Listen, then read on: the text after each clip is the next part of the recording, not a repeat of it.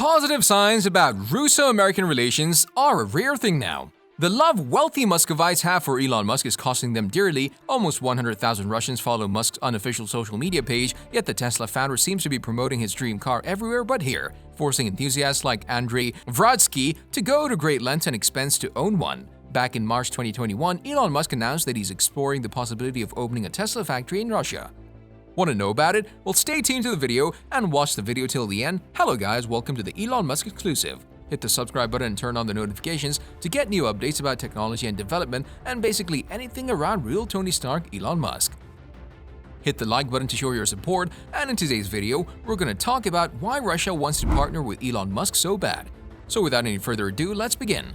Although most of Musk's achievements in space have not impressed Russian authorities, his intention to build Tesla cars in Russia has noticeably excited officials there. Elon Musk spoke warmly of Russia during a Kremlin-sponsored event for students, praising its history of achievements in space and expressing openness to one day building a Tesla Incorporated factory in the country. The Tesla chief executive officer took questions for roughly 45 minutes at the invitation of Dmitry Peskov, the Kremlin spokesman. Topics the eccentric billionaire covered ranged from his hiring practices to artificial intelligence and the future of human consciousness. Musk said the company is considering Russia as one of the possible locations for its second gigafactory, Tesla's facility to produce electric vehicles in the European continent. I think we'll soon be present in Russia. I think it'll be amazing. We also need to look more broadly at Kazakhstan and other CIS countries. This is important to us, he said. Relations between SpaceX's Elon Musk and Russia's space chief Dmitry Rogozin appear to be pivoting from sparring about trampolines to discussing an invitation for tea. Russia's space chief has expressed his admiration for Elon Musk and extended an invitation to the SpaceX and Tesla CEO to visit him at his home in Russia. Mr. Elon Musk realizes many of the ideas and thoughts that we wanted to realize but did not get to because after the break of the Soviet Union, our space program halted for some time.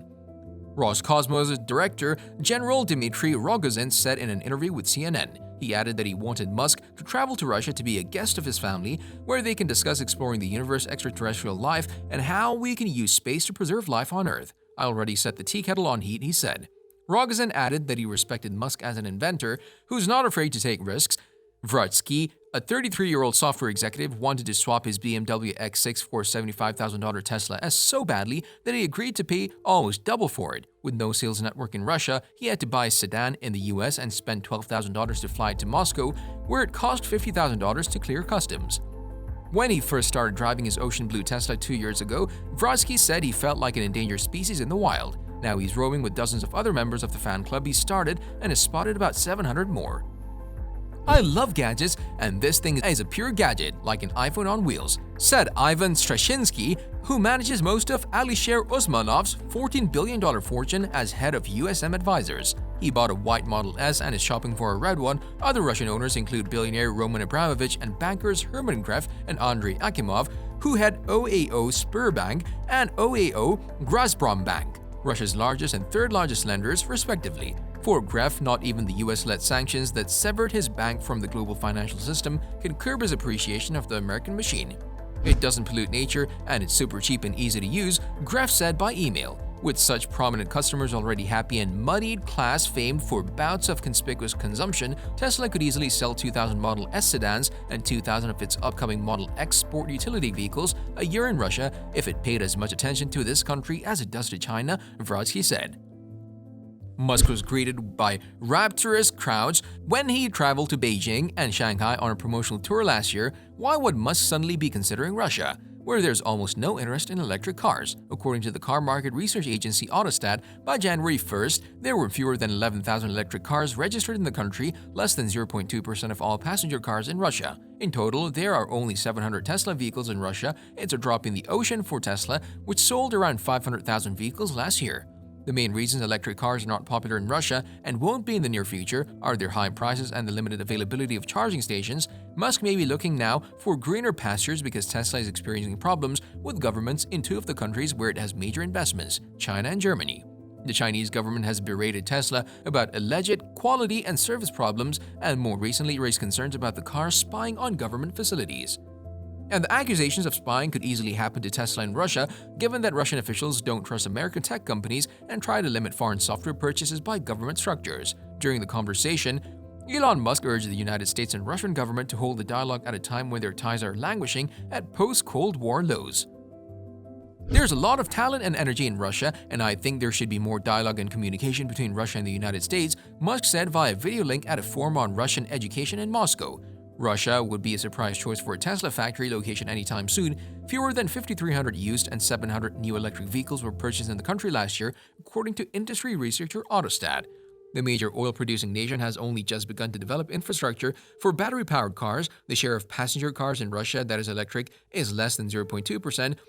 Evgeny Tiratov, an analyst at Moscow-based Vagon Consulting, said by phone. Yet Musk's comments aren't the first indication Tesla sees some potential for the market. On its website, the company lists 5 supercharger locations in the country that are coming soon. Musk's remarks quickly elicited Russian governors' invitations to build a factory in their regions. Rogozin and Musk have in the past traded public barbs. After analyzing the sanctions against our space industry, I suggest the US delivers its astronauts to the International Space Station (ISS) using a trampoline, Rogozin tweeted. Musk clearly hadn't forgotten Rogozin's jibe when he commented last May that the trampoline's working after SpaceX launched its first crewed mission to the ISS. For Musk, entering the Russian market is complicated by another of his businesses, closely held SpaceX. Formerly Space Exploration Technologies, it won the US Air Force certification in May to conduct military missions, while a joint venture of rivals Boeing and Lockheed Martin is being limited because of political pressure over its use of Russian rockets. Tesla Motors had global revenue of $1.1 billion in the first quarter, the same amount Russians spent on luxury cars in January through May. With no entry in sight, Tesla enthusiasts in Russia, like Vrodsky, will have to continue paying a premium to the private traders that are stepping in to meet demand. Since there were no details provided, opening a Tesla factory in Russia so far sounds like a fantasy. Tesla is also planning to open a manufacturing facility in Asia, but outside China. In its plans to expand market in the subcontinent region, Tesla has already set its foot in India, one of the biggest car markets in Asia, where it will start selling its electric cars soon. Now that we've come to the end of this video, I want to thank you for sticking with me, and I'd love to know what you think of it. Just comment down below, and also if you like this video, make sure you like it and stay safe. Today's video is over, but if you want to see more, there's one on your screen right now. And there are a few more fun videos coming soon about everyday technology. I'll see you in the next video.